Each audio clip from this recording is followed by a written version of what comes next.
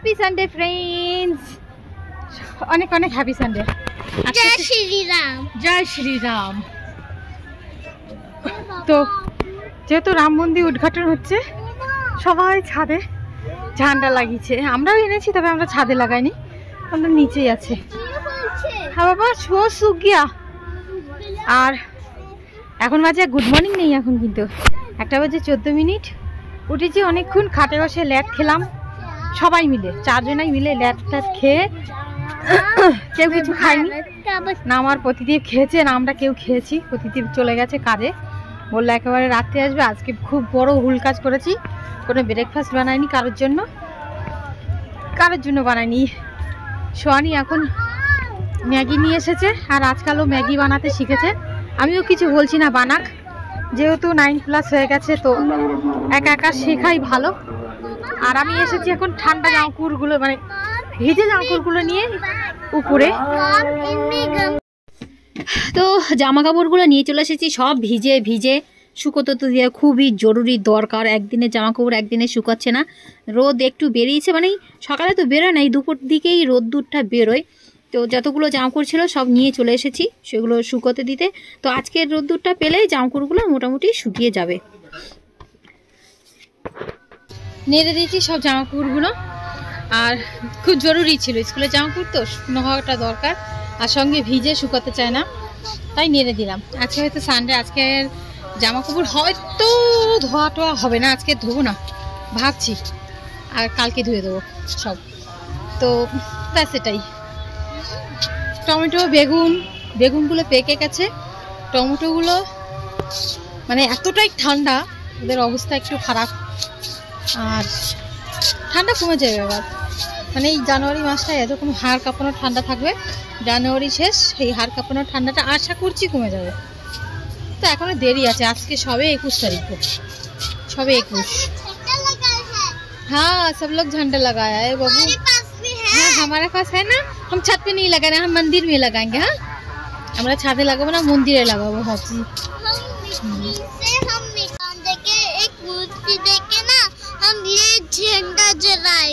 ঠিক है। আর একে এখন ছাদে আনবো, ছাদে হাওয়া, তাই সোয়ানির ওই ফ্রকটা পরিয়ে নিয়ে এসেছি। ম্যাগি, আমি আর কিছু বলিনি। তো দুপুরের লাঞ্চে আমাদের ম্যাগি আছে, আর রাতের ডিনার দেখি কিছু করব আবার। সঞ্জয় তো না খেয়ে চলে গেল, ভারী অন্যায় করেছি আজকে মেয়েটা, ভারী অন্যায়। কাউকে কিছু খেতে দেয়নি সকাল থেকে, না নিজে খেয়েছি, না বরকে খেতে দিয়েছি, না বাচ্চাদেরকে দিয়েছি। 1টা-1:30 বাজে, বর না খেয়ে চলে গেল। কি ম্যাগি বানিয়েছে দেখুন, লাল লাল ঝোল। এখানে চামচও বের করে নিয়েছে, ও ম্যাগি ঢালবে থেকে এটা খাটের উপরে, এখানে ঝোল পড়ে গেলে ভালো। এই কালার, আবার বলিস কালার। চলো ম্যাগি খেয়ে নাও।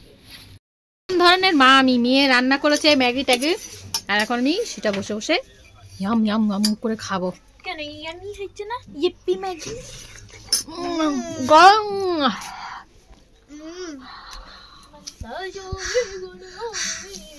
আহা গাল জ্বলে গেল।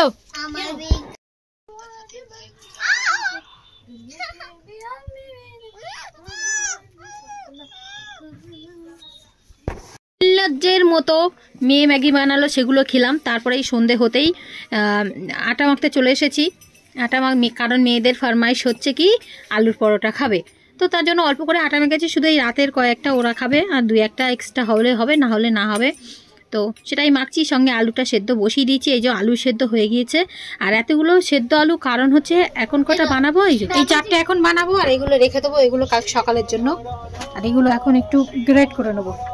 এখানে আলু মাখা রেডি, শুধু বসে আছে এটা একটু ঠান্ডা হওয়ার জন্য, কারণ গরম থাকলে ফেটে যাবে আর কি, রুটিটা ফেটে চারিদিক থেকে বেরিয়ে যাবে।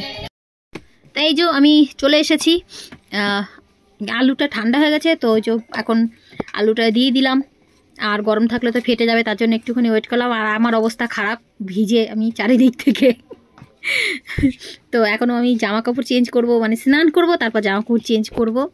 তারপর এখনও স্নান করিনি, সন্ধ্যে এখন বাজে কটা, 6:30 7টা এরকম হবে। তো হয়ে গেছে আমার আলুর পরোটা বানানো, আর মাখন দিয়ে খেতে OMG, যা দারুণ লাগে, জাস্ট বাও, মাখন দিয়ে খেতে লাগে জাস্ট সুন্দর। তো ওদেরকে দিয়ে নিই, আর আমিও যেহেতু দিনে শুধু ম্যাগি খেয়েছিলাম, তো এখন আমিও একটা আলুর পরোটা গরম গরম খেয়ে নেবো। তো ওদেরকে দিয়ে চলে এসেছি, আর এবার নিজেও খাচ্ছি। আজকে আমি পুরো কুড়ে হয়ে গেছি, না স্নান করেছি সকাল সকাল, না আজকে জামা কাপড় ধুয়েছি, শুধু জামা কাপড় কালকের ধোয়াগুলো নেড়েছি শুকানোর জন্য। আর সত্যি বলছি, মাখন দিয়ে গরম গরম আলুর পরোটা মুখে যাচ্ছে আর মনে হচ্ছে কি গলে গেল মুখের মধ্যে গিয়ে, এত সুন্দর লাগছে খেতে।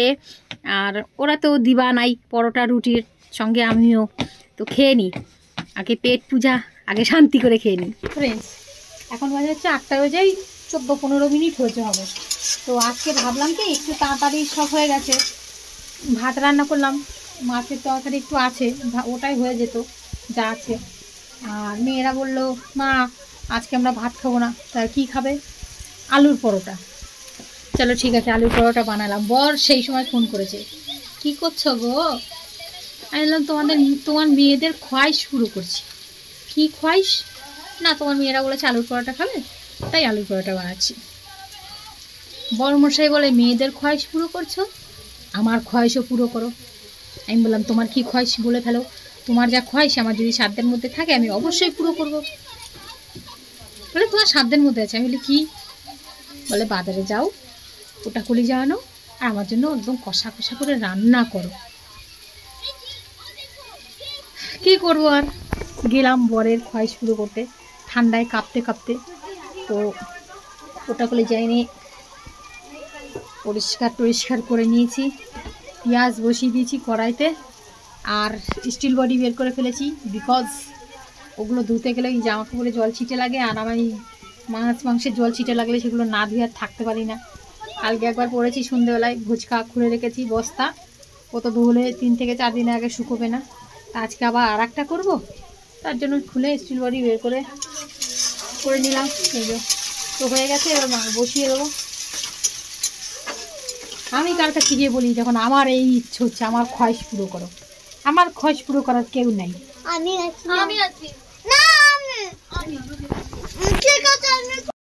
একদম কটা যখন রাত 12টা বেজে 10 মিনিট, তুমি এখন বাড়ি আছো, এখন থালে করে আনো, এনে মাকায় খাওয়াই দিলে খাবো, না খাবো না, পরিষ্কার কথাবার্তা আমারও।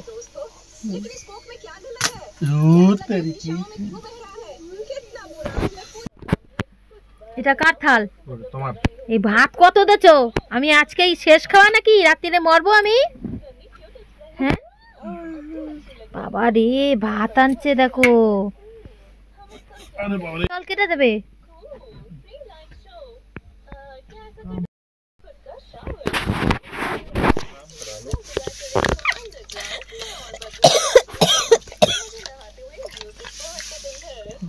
তুমি করবে না, কেরা করবে? লোকের কাছে যাবো।